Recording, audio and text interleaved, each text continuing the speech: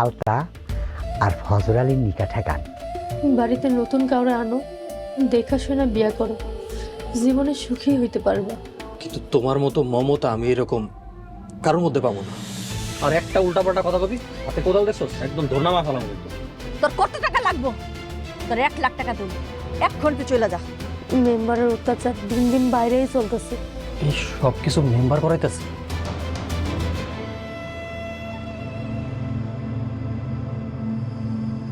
আরে আরে কি করছো কি করছো?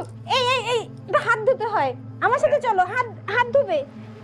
রুমা, দেখো না বিপ্লব ভাই, আমি তো ওকে কোনোভাবে সামলাতে পারছি না। এই আস্তে আস্তে দেখি প্লেটটা তোমার দিকে। এই এমন করে না। তোমার নাম কি? জো জহির? জো জো জো জো? আচ্ছা, আপনি লেখাপড়া জানেন? আই থিংক উনি কথা বলতে পারে না, আর উনি জন্মগতভাবেও বোবা না, কোনো কারণবশত উনি বাক শক্তি হারিয়েছে। বেচারার জন্য অনেক মায়া লাগতেছে।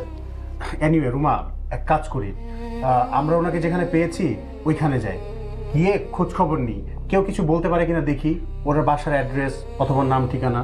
ঠিক আছে বিপ্লব ভাই, তাহলে তুমি ওর সম্বন্ধে একটু ভালো করে যাচাই করো। ঠিক আছে, কিন্তু তার আগে চলো ওকে পরিষ্কার করার ব্যবস্থা হ্যাঁ করি। চলো। এই চলো।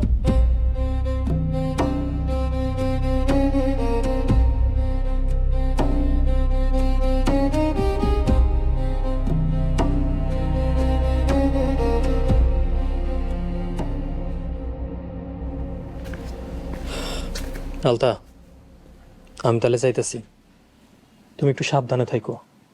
তোমার কাছে তো মোবাইলও নাই যে আমি একটু খোঁজ নিব। তোমার কয়েকদিন পরে আমি একটা মোবাইল কিনে দেবো। হ্যাঁ, তুমি আল্লাহর নাম নিয়ে যাও, আল্লাহ উত্তম হেফাজতকারী। ইনশাআল্লাহ। আসি।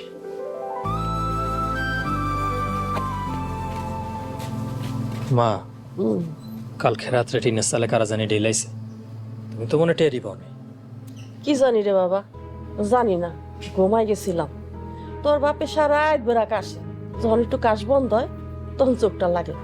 একবার চোখ লাগলে আর দিন দিনের খবর রাখি না। যাই হোক, এখন আমাকে একটু সাবধানে থাকা লাগবে। খারাপ লোকজনের চোখে পড়ে গেছি তো।